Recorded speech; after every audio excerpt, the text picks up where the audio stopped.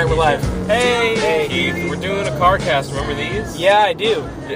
We stopped doing them after a while. Yeah, you didn't put any of them out. Yeah, that's why we stopped doing them. Just send this to me right away. I'll put this out, and then I'll put out the 3 leftover I have from the Carcast from the crypt. You know... What's up? You've been dogging me about letting you contribute more. The podcast is different. That doesn't count. I did it and sent it to you in like 2 days, and then you sent it back to me, and I just kept forgetting, and also my car broke, so I couldn't get back to my house. Keith, so I basically live with Megan. Keith was tasked with editing a podcast, a pre-Game of the Year podcast that we did in we recorded December. about 2 weeks before we did the Game of the Year podcast. We did it in December. Still not done. Still not. It was done. It was just done. I just did it wrong.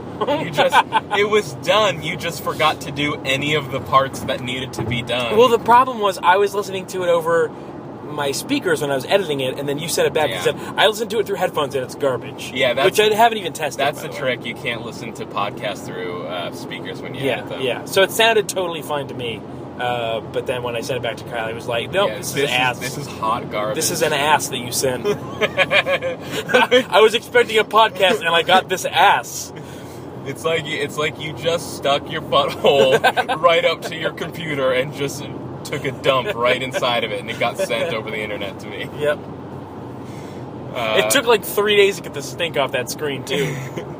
LCD really absorbs.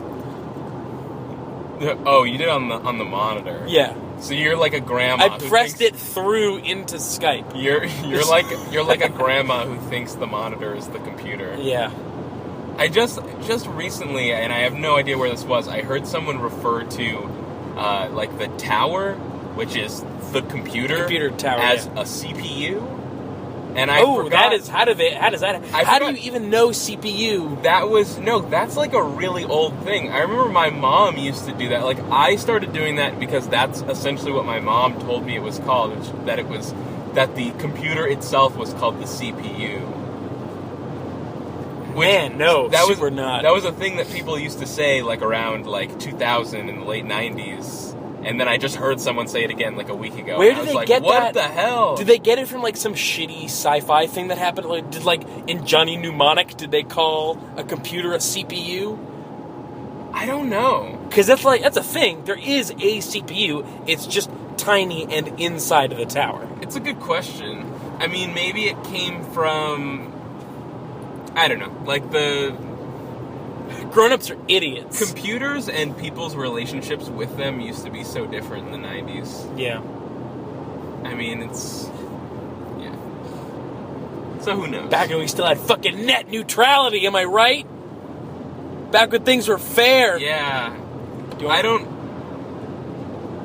The thing is, I care a lot about net neutrality. Yeah. I do care very much. What I don't do is understand it at all or know about its current state. Okay. Do you want to know about it? I can tell you about it. Okay. I can't assure you I'll be 100% accurate, but the gist of it... Because I heard Nicole casually mention, like within the last week or two, that there was no more net neutrality. True. And then I was listening to the Tested podcast just now before I picked you up, and they said that the FCC is working on new guidelines that will reinstate it. Also true. Okay. So basically, we have the FCC put in a thing called net neutrality, which basically means that companies that internet service providers cannot allocate resources differently to different websites. Yeah, what it is not is a cyberpunk MMO, but it should be maybe. Maybe, probably. Someone's working on it.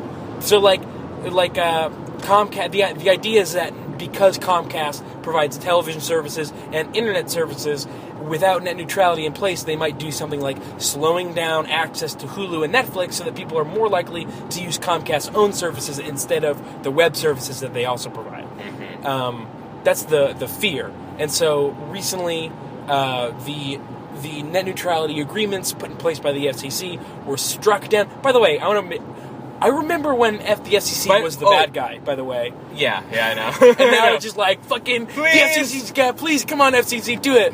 Yeah, it's like, it's very confusing. Before Jon Stewart did The Daily Show, he had a stand-up, I think a Comedy Central stand-up special, and he had this really good bit about like the Rodney King riots or something like that, where they were just like a bunch of people going around going like, fuck the police, and then like things started getting really out of hand and everyone was getting violent, and then everyone's like, where the fuck are the police? So the Supreme Court, some federal court, basically sided with the internet service providers, and they're like, all right, we don't need net neutrality. And the implications of that being that on a whim, Comcast and Verizon and all these, and I guess Time Warner for the time being. I should mention, though, is that the reason they were talking about it on Untested was because it's come to light that Comcast was doing that very thing. Where they were limiting Netflix bandwidth to people. Yeah. Which apparently, at this point in time, Netflix constitutes about 30% of all bandwidth at prime time. Yeah. Like, 30% of the packets being sent across, like, network lines are for Netflix videos. Mm-hmm. How crazy is that? It's pretty crazy. It's crazy. It's so crazy that my grandfather should have listened to me back during the quick, what was the thing called? Quickster. Quickster? Back when Netflix lost a bunch of stock, when Quickster came out, and I told my grandfather to buy Netflix stock, and he didn't. Yeah. And then it, like, bounced back up in zero time at all. Yeah, I gotta be honest, I didn't think things looked very good for Netflix then either. I knew! I knew the whole time! And I know way more about Netflix than your grandfather does, yeah. So I can't blame him. Yeah. Because it just seemed like... he didn't know anything. He didn't know what Netflix was. So he didn't have an opinion either way. I said, there's a thing called Netflix. They just lost a bunch of stock. You should buy stock in it because you're a rich person. Yeah. And that's what you do. Well, they didn't lose stock. They lost a bunch of value. Their stock lost value by 80% or something. What it seemed to me, the song that everyone was singing when Netflix was doing all their Quickster business and raising prices and dropping things off their catalog and stuff, was saying that essentially what happened was, like, Netflix got in and struck a bunch of deals with all these, like, content owners, like, back when there was no video streaming business. And, like, now that it's a huge thing, everyone realizes that it's, like, they could make more money if they do it on their own and not through Netflix. And so, like, Netflix was being left with nothing. That essentially, like, Netflix was, like, the first guy, like, through the gate or whatever that, like, was successful for, like, a really long time until everyone caught up with them and, like, figured out that it was a great idea, and then, like, there was going to be no more Netflix. But that never happened. Apparently not, no. Because nobody wants to sign up for Hulu Plus. No one wants to. Well, I pay for Hulu Plus. You do? I do, and I like it. Yeah. Why? Because Netflix has old shows and movies, and Netflix has new shows and movies.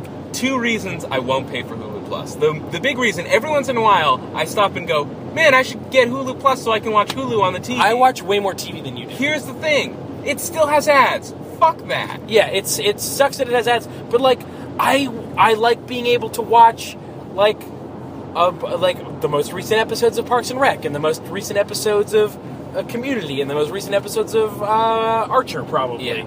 Also, the problem for me is with Hulu is that, and, this is Hulu's entire design. It's the whole reason that Hulu even exists and why people put shows on Hulu, is the fact that they take off the shows after they're, like, a season old or something. Not Hulu Plus. Hulu Plus has all those shows. That's what I'm saying. What? Yeah, they have all the past seasons. Really? Yes. That's what Hulu Plus is. What? Yes. That's what Hulu Plus is. No, Hulu Plus is the ability to watch Hulu on things other than a PC. It's both. This was something that has never been communicated to me. Yeah, it totally has both. Huh. Yeah. That's what Hulu Plus is. Yeah. 'Cause the thing I was going to say is that, like, the unreliability of Hulu's catalog is, like, the worst thing about Hulu. It's like you never know, like, which shows it's going to have, and if it has that show, what seasons it's going to have. Yeah. Well, you don't know what Netflix is going to have. One week they have a bit of Fry and Laurie, the next week they don't. And then 3 months later it's back. After you've already torrented it all. I guess, but, like, if Netflix has a show, it has, like, the whole show, usually. Well, unless the show is so big that missing pieces is not a big deal. This is the problem that I have with Netflix, is that they'll strike the deal and, like, oh great, Community's on Netflix now, And then they'll have 3 seasons. Oh, great. Those are the most current 3 seasons. And then now they're on season 5, and they still don't have season 4. And then, like, Parks and Rec, they have the first, now that there's 7 seasons, they still only have the first 4 seasons, because that's when they made the deal. So it's missing all this more recent stuff. Yeah. The Netflix has the same problem, but Hulu just has it worse. Hulu does have it worse. It has much less content. Yeah. And it has, like, the confusing thing where I don't know it exactly right, but sometimes it'll say things like that it has, or maybe this is the Hulu Plus thing, but, like, I think Hulu will make it seem like it has, like, a number of seasons of a show, but then, like, all those things are actually just, like, they have a 2-minute clip from every episode of that show. I've seen that, but I don't think I've never seen it being communicated as I'm having the episode. Maybe that's the stuff that if they have Hulu Plus, they have actually that episode. I don't know. I think that's probably the case. But I think the reason why Netflix is still around is because, like, all these other companies are like, wait, we could do that. We could have our shows on our website too. But nobody like, wants to make wants to make a Fox account and an NBC account and an AMC account. Like, nobody wants to have all these fucking accounts. Just get Netflix. And the experience is way worse. Like, I know, like, ABC has the same thing. You go to, like, ABC.go or some bullshit like that and watch, like, a bunch of ABC shows, but, like, it's terrible. Like, the streaming quality is awful, and like, Netflix not only got in there first, they also kind of perfected it first. Yeah. Like, they and no one else besides arguably Hulu, if you took away the ads, have perfected it. I think Hulu's a much more expensive thing to run because they have newer content. I think that's why they have to have ads, but it's still bullshit. I hate it. Yeah. Well, that's the whole thing. Hulu is like whatever, like, the networks are. It's like CBS and NBC and Viacom, maybe. I don't fucking know. That, like, all came, like, that's, Hulu was made by them. It wasn't like Hulu was like, we're gonna make a site and then maybe we'll get TV shows. It's like, it was made by the TV show companies. Yeah.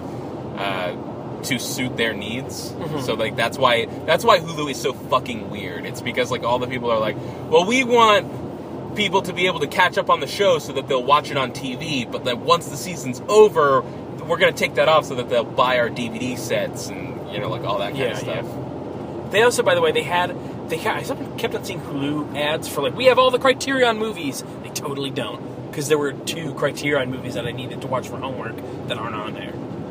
So the 2 times I've ever needed to watch a Criterion movie have not been on Hulu. What? I know about, like, a Criterion collection. Yeah, that's what I'm talking about. They had these ads that were like, we've got all the Criterion collection on here. And they don't. They totally just don't. Well, I mean, the only one that you need, really, is Burnout 3. And that's the best Criterion game. Yeah, for sure. I like Burnout Takedown. You know this. Burnout 3 is Takedown. Oh. I thought that there was Burnout 3 and then Burnout 3 Takedown. No, it's Burnout 3 Takedown and then Burnout Revenge. Oh. Then maybe it's Burnout Revenge that I like. I like them all. I don't know That seems impossible, because Burnout Revenge is so clearly inferior. That's Nicole's thing, is she's, like, way into Burnout Revenge. And I'm like, man, you picked the worst game in, like, the series to be a really big fan of. That's strange. You're weird. Burnout Revenge is the one where you can traffic check, so you can slam the traffic cars out of the way, as long as you hit them from behind, and as long as they're not, like, a truck. Oh, then no. I like Burnout 3. Yeah. Okay. Burnout 3 is, like, widely... It's Burnout 3 or Paradise. Yeah. I guess there's 2 camps of people. The people that like Burnout 3 and the people that like Burnout Paradise. And never the twain shall meet. I mean, I like Burnout Paradise, but I love Burnout 3. Yeah. I probably like Burnout 3 better.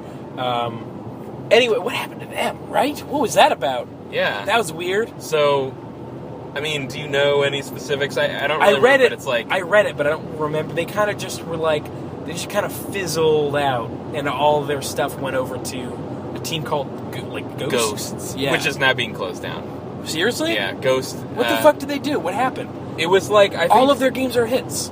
Well, the founding fathers of Criterion all left. Like, I think Alex Ward was, like, the head, and he's gone. Yeah. And then...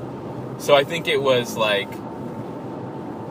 I think the idea was that I mean, they might still be doing this. I forget about the current state, but like, it seemed like they were trying to get like an Infinity Ward Treyarch thing, like to like go back and forth every other year with Need for Speed games. And then Criterion was like, no, we're not going to do that, but we are going to help the Need for Speed guys. No, I'm saying like, it seemed like what they wanted to do was, or maybe they did decide this, and that's why all like the heads at Criterion left, because they were like, okay, fuck this. But it seemed like they decided like, okay, Criterion, you're only making Need for Speed games, and then we're going to take some of your people and make Ghost Studios, which will make like the off-year Need for Speed games. God, that's so terrible that they would put know. all their cards into Need for... Why would they put all their cards into Need for Speed and set them into Burnout? Because Burnout didn't sell, and Need for Speed sells. Yeah, but if you put all your cards into the one that's not selling, and then fuck Need for Speed, which hasn't been good in years... Car and Driver Magazine presents the Need for Speed. All I'm saying is that I wish Aaron Paul was in a Burnout movie right now.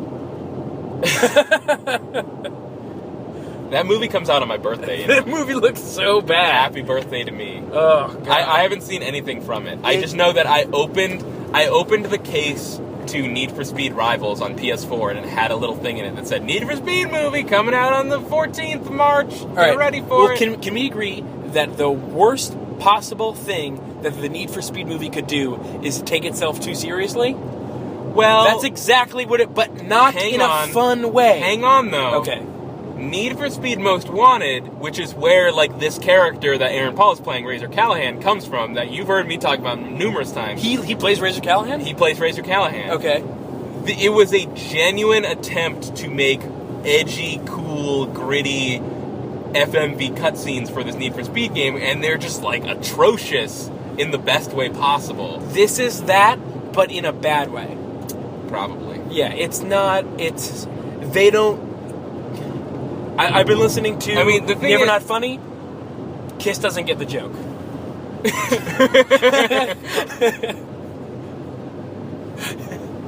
Have you heard any of the new season of Never Not Funny? Wait, I just laughed at that, and then I realized that I didn't know what I was laughing at. Because it's funny if you don't know. But because you kind of understand what it means. Basically, there was a poster that they were doing for like a Kiss promo, and it was them it was like a kind of tongue-in-cheek take on Kiss, and then Gene Simmons looked at it and said, hey buddy, Kiss doesn't get the joke, redo it. Like, Gene Simmons gets that it's only funny if Kiss doesn't know that it's funny. Oh, so wait, they actually did something with Kiss? No, this is totally unrelated to Need for Speed. No. I'm talking about Never Not Funny, or no. It was just a story that Jimmy was telling about Gene Simmons about poo-pooing a kind of tongue-in-cheek Kiss promo. Oh, okay. Saying like, no, it's not funny if we get that it's funny. That's pretty smart. Yeah. If anyone knows marketing, it's Gene Simmons. I've always thought that that against all odds, Gene Simmons kind of deserves more credit than he gets. Yeah. Listen, they have some shitty songs. They have some pretty good songs. Their whole thing is insane and crazy, and it's funny whether or not you like it.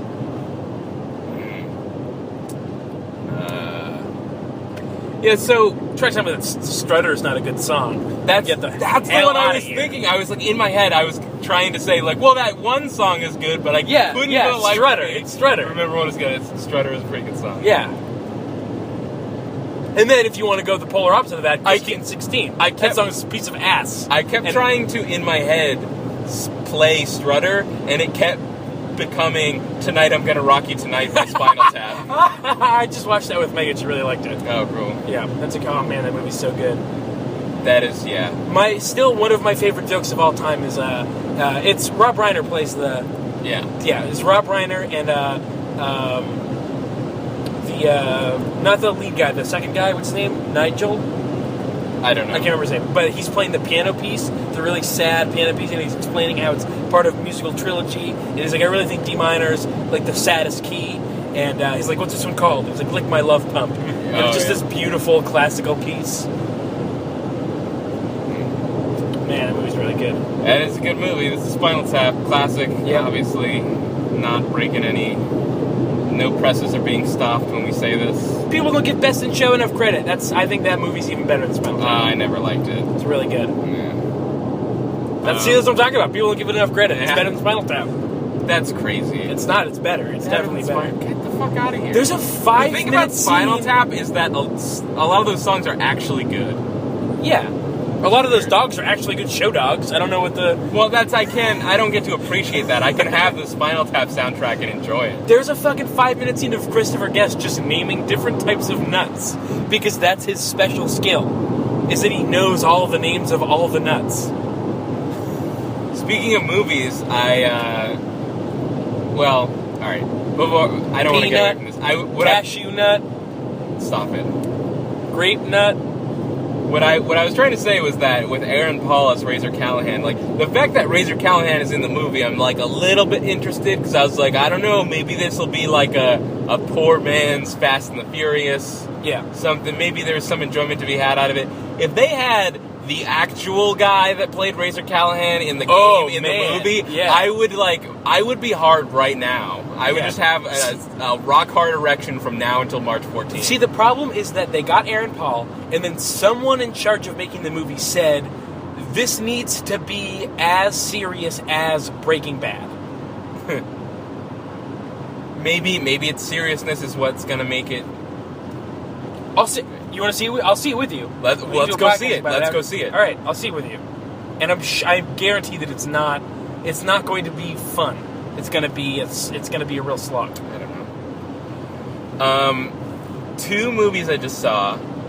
I've seen a bunch of movies. Lego Movie. Saw the Lego Movie. Fucking great. Fucking great movie. That movie is really, really great good. Movie. I got kind of sad when they were doing the little thing at the beginning where they're mentioning all the Lego worlds, and they go, and a whole bunch that we don't need to talk about. In one flash in there was Bionicle, and I was like, come on, man, you can talk about Bionicle. Oh, man. I was actually just yesterday. I was looking around my mom's basement, and I found like the tote box that had like all my Bionicles in it. I was like, oh shit, man, Bionicles were super rad. They were so rad. Yeah, I got really sad because I took some out, and I was like kind of moving their arms and legs around, just kind of going like, oh man, I remember when I fucking love these things. And like 3 leg joint pieces broke because I guess they had just like weakened to the point where... Well, the thing about Legos is that their entire structure is based on love, so once someone stops loving them, they just fucking melt away. Gotcha. Yeah. So they died a horrific death. Yeah. So the Lego Movie was fun. Yeah, it was really good. I saw Ender's Game finally, which was like... Yeah, exactly. Did you see it?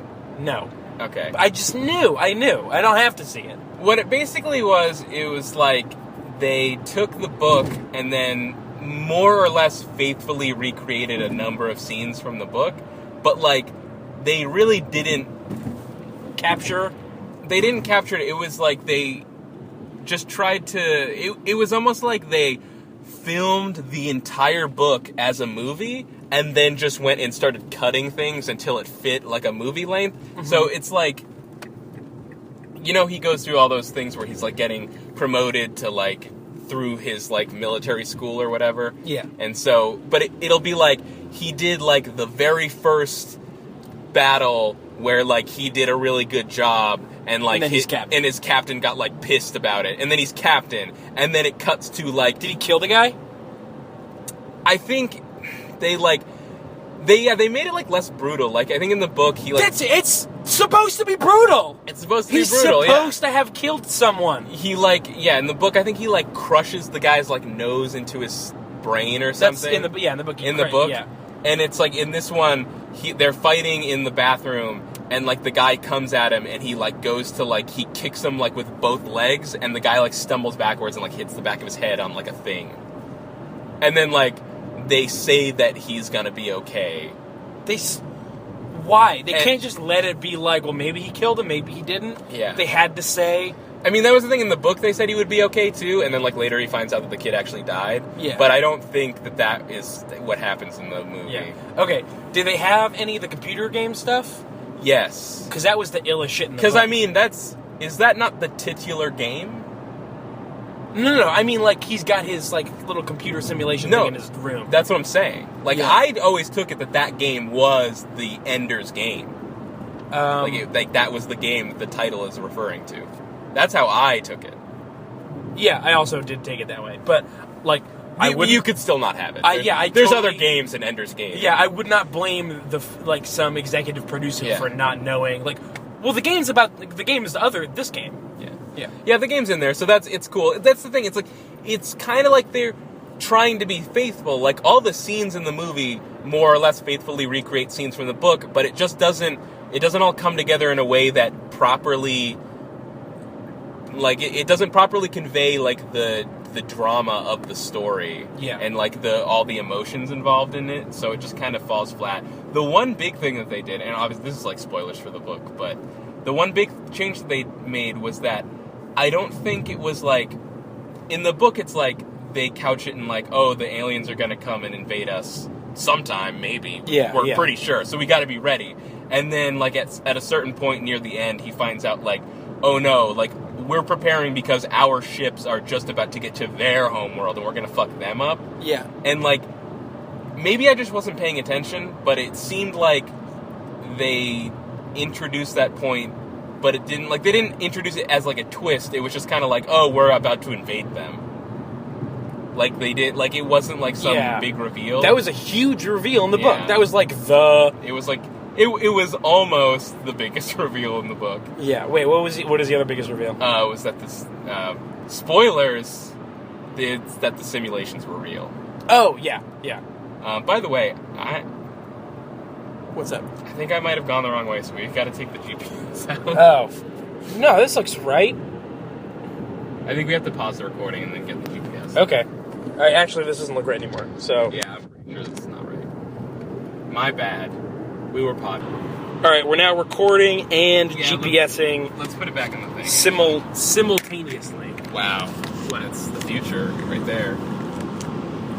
Resume this right here. Yeah, there you go. So, did we even finish talking about net neutrality? Oh, whatever. Let's keep talking about Ender's Game. Okay. There was nothing about... Nicole was, like, really upset at the movie in general. She seems to get really upset about movie adaptations of books that she doesn't care for.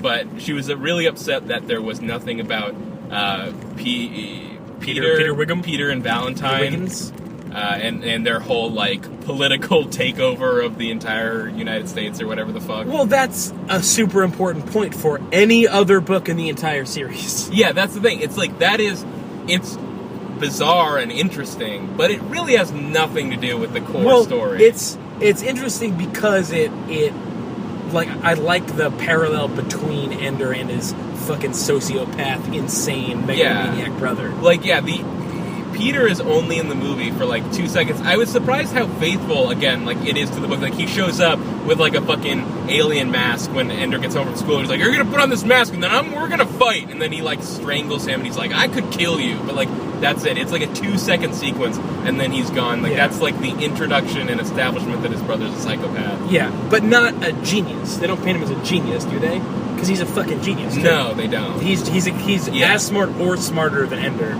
Yeah. He's just also insane.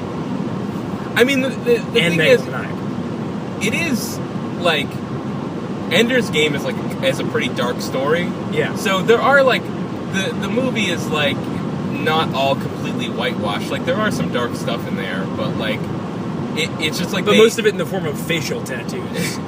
Oh god, that's so weird.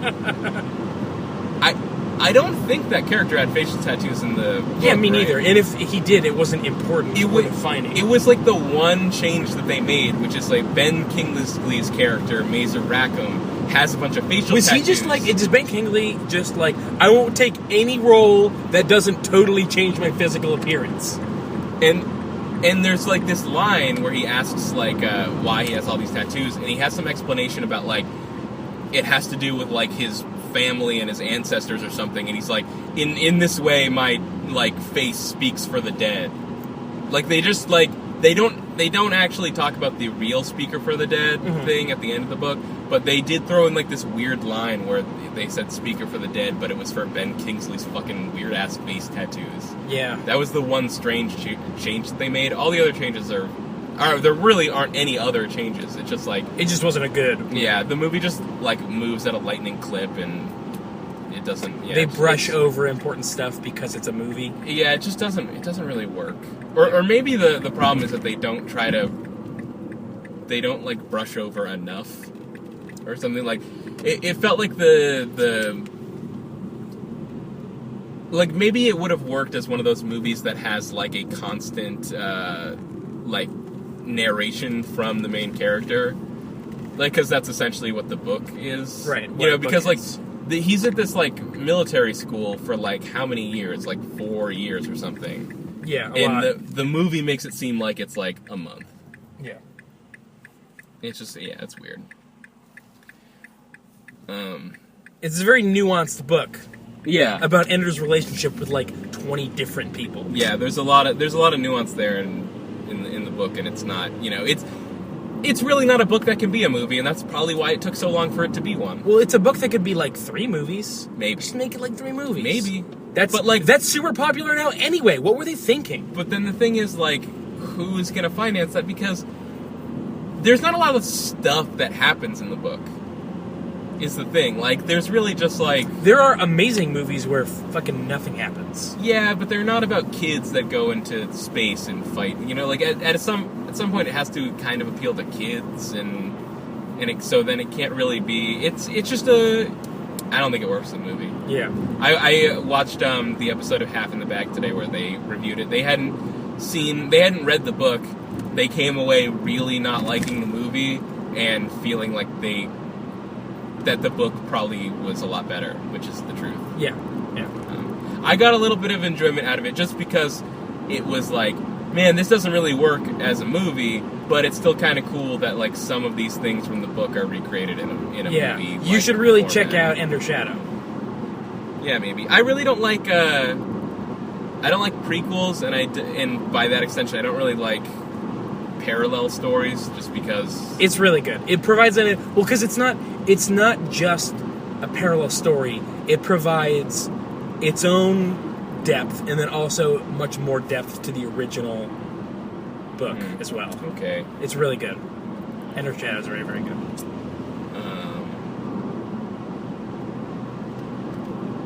Oh, and the other movie I just watched recently was I finally got around to watching the Blu-ray of Fast and Furious 6 that I got for Christmas. How's that? That was good. There was like in the middle it was kind of boring. We watched it like. Have you not seen? No. Oh, okay. I hadn't seen it. The middle got kind of boring, and it was really late at night, and I had been drinking, which makes me tired. So I like fell asleep. It makes you really tired. I fell asleep during it, but then I woke up for like the absolutely insane finale. Okay, that's good. At one point, The Rock does a flying headbutt at a person. Like, he runs and jumps through the air and headbutts someone in midair. Is Paul Walker in that one? Yep. Okay. I guess Paul Walker is probably going to, at some point, be in the next one. I guess. They were in the middle of filming it, so I don't know how they're going to handle that. I don't know. Heath Ledger died halfway through filming Batman. It was a lot more than halfway, though. Well, yeah. And also, he wasn't the main character. I know you could. I know what. I'm pretty sure I heard this somewhere that Chris Farley had recorded a bunch of lines for Shrek when he died. Shrek? For Shrek. As Mike Myers' character. And then he died, and they had to recast him. This might be apocryphal. That sounds apocryphal. I mean, I think Shrek came out... This is probably me vastly underestimating how old Shrek is. I think Shrek came out in, 2000, which means that they would have been making it in, 1996. Because that's how long it takes to make animated movies. Well, I don't know if that's the case. It might have been the case when Shrek came out. It takes a really long time. Yeah, you might... I remember an interview where, start to finish, it took 9 years to make Finding Nemo. I wouldn't speculate on the validity of that rumor, right. But what I would say is that you're probably right about the time frames. They probably match up. Who's not the main character of what, you were saying? The Joker is the Joker is a great part of The Dark Knight, but he's not a large part of it screen time wise. Shrek originally cast Chris Farley to do the voice for the title character, recording about 80 to 90% of his dialogue. Holy shit. Yeah. Wow. Confirmed. I mean, not that I love Shrek, but that could have been his last movie, because Chris Farley's actual last movie was Almost like Heroes, atrocious. Right? Was that his last movie? Yeah, I think that is probably what it was called. I couldn't even remember. It's the one. Is that the one where he plays? I've never seen it, but it looks just. It's him and Almost Heroes is him and Matthew Perry going on a journey to beat Lewis and Clark to the Pacific. Yeah. Like, I know, it's okay. It's not I know it takes place in the past, and at one point they're on a boat, and I think the boat goes over a waterfall, because that was probably in all the trailers. It's not awful. It's not great. Okay, fine. It's no Black Sheep. Yeah. Is Black Sheep or Tommy Boy the one that's the better one? Tommy Boy is the one that's good. Okay, they're both the same. Yeah. Black Sheep was like the unofficial, it was like the non-story sequel to, it was the spiritual successor to Tommy Boy. It was an effort to capture the hilarity of a snarky David Spade and a self-loathing Chris Farley. Poor Chris Farley. Man, poor David Spade. David Spade's done all right for himself. He's done all right, maybe not for himself. Okay. He does not seem like a particularly happy or well-adjusted human being. Well, yeah.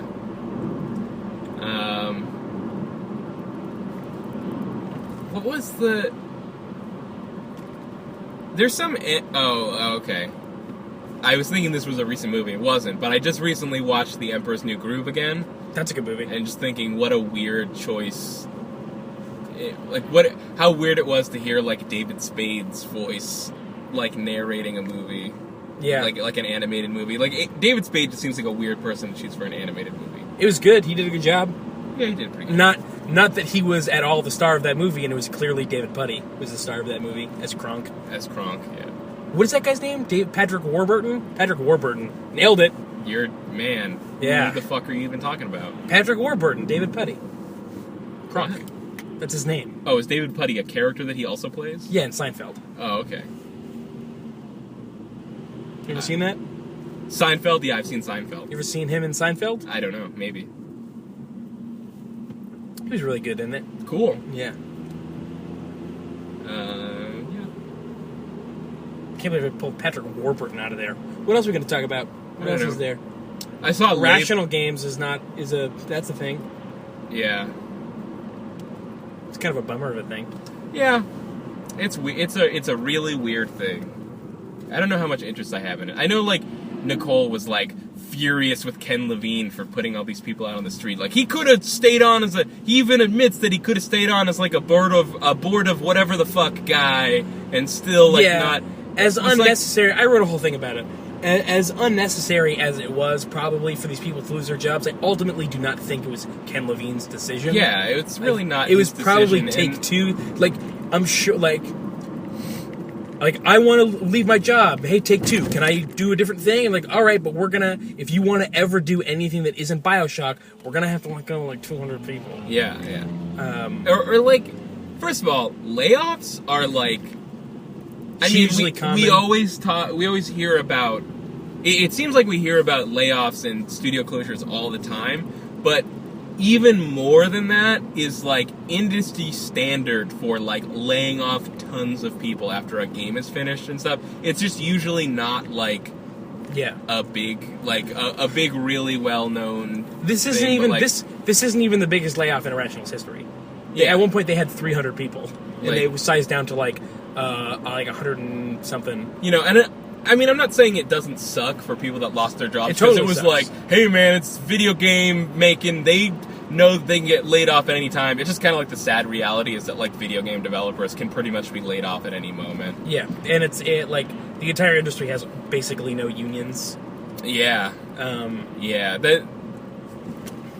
The industry has a long way to go in terms of, like, fair treatment of their employees. The thing is that people look at Ken Levine and they go, like, he made Bioshock, which, like, he was part of making Bioshock, but a ton of fucking people made that game, and it's in Take-Two's best interest to get Ken Levine, the dude who made BioShock, and not necessarily to get the actual 200 people that made it. Yeah, that's the thing, is it's like he's the face of his company more than a lot of people are the face of theirs. But it's sort of... You're right in that, like, yeah, Irrational Games is a lot more than just Ken Levine, but at the same time, it's really not, because, like, that's kind of the whole thing, is, like, what is Irrational Games without Ken Levine? It's a company with 200 people that all have their own creative visions. Right, but, like... He happens to be the head of that group, but, like, if, like... Look at... BioShock 2 is a totally serviceable game. I think you recently said BioShock 2 is better than BioShock Infinite. Andy definitely said that. And that's a game that had zero Ken Levine involvement. That's an oversimplification of my opinions of BioShock Infinite and BioShock 2, but what I'm saying is it's not that, like, what value does a team of developers have that doesn't include Ken Levine, obviously, is not what I'm saying, but it's more like what value does 2K, or Take-Two, rather, see in a Irrational team that no longer has Ken Levine? Like, pretty much zero. Right. I'm not saying... it's... So you're saying, like, from a publisher standpoint, like, well, we still have the guy that we need. And also, it's more like, Ken Levine doesn't want to make a big, huge...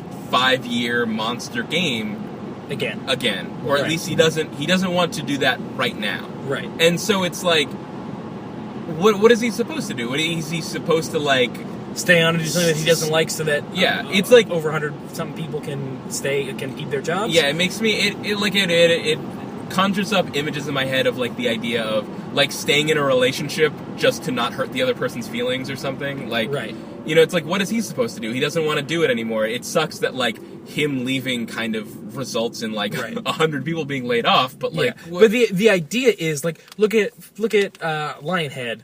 Peter Molyneux left that. There's still Lionhead. Is there? Yeah, there totally is. Okay. Like, you can put someone else in charge, and that person will have the same type of leadership role and creative vision that Ken Levine had. Yeah. Whether or not they choose to be the face of that company in the same way that Ken Levine was the face of BioShock, or Cliffy B was the face of Epic. Yeah. Or Molyneux was the face of Lionhead. Like, most studios don't have that sort of relationship with their their creative director. That's true. And it just because he happens to be that sort of face, kind of, it seems like that's why all the people got fired, because, well, we have the face. But if there was no face and Ken Levine left, they'd just hire a new guy to that position. Yeah, like, what's his name? It from is Assassin's weird. Creed, Patrice Desailly. Yeah, he left. There's still that. Yeah. Like, and that's no more or less successful broadly than Irrational. Well, more successful, but no, they're not more critically successful. Yeah, I mean, I'll admit to not having read, like, Ken Levine's statement on the whole matter or anything like that, so I'm kind of underinformed. It's not very long. Basically, he said, I'm winding down Irrational as you know it. I'm keeping 15 people staffed with me. We're going to make a studio that creates narrative-heavy core games. Are they keeping the names? I do not think so. Okay. Narrative-heavy core games, which is weird because the name is very important in terms of, Yeah, marketing. he said he wants to focus on making narrative games that could be replayed. Yeah, highly replayable, narrative-heavy core games, where I think the descriptors that he used. And that he's providing...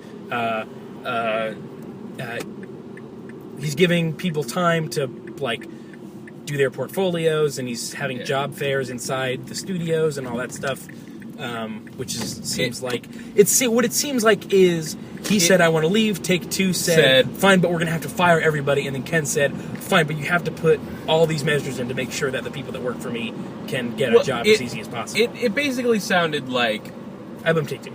Like Ken Levine didn't want to make another giant game that required a humongous team, and Take-Two basically said, well, if you go, we're basically closing Irrational. Especially, on top of that, I don't doubt that someone at Irrational could have been promoted to lead it, and they could still go on to make great games. Also, BioShock Infinite apparently did not sell very well. Really? Or they talked about it on the Bombcast. I forget if the sales were poor or just not what they needed, or more they just brought up the fact that in their last earnings call, Take-Two didn't mention the game, and they usually always mention their big games that sell well or something like that.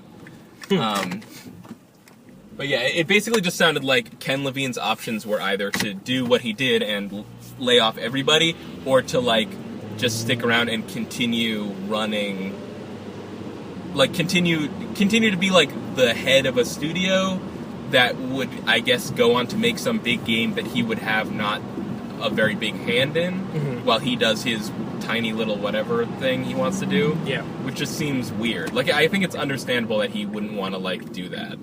I do too. He think doesn't want to stay together for the kids, is what I'm saying. Yeah. But at the end of all of it, I don't think it's Ken Levine's fault, but also I feel like it would be a much easier and less harmful thing if Take-Two decided to just leave the studio intact and put someone else in charge. Yeah. But who knows? Also, BioShock Infinite was really good. I liked it a lot. Who knows what Take-Two's reasoning was for that? I mean, maybe it's... I don't want to talk about it. I was going to try to be maybe, they don't have the money to keep a studio open or something, but I don't even want to speculate on stuff like that. Yeah. It's pointless. I mean, ultimately, people are out of jobs, and that sucks. Yep. As it always does. Mm-hmm. Especially in our hometown. Yes. I wonder, I guess that must mean that, our home state, they're in Quincy. You're not. Okay. You're not in Quincy. I'm not from Quincy, that's true. I'm almost from Quincy. I'm 2 minutes away from Quincy. I guess that must mean Sean Elliott's out of a job now. I wonder where he goes. Who is Sean Elliott?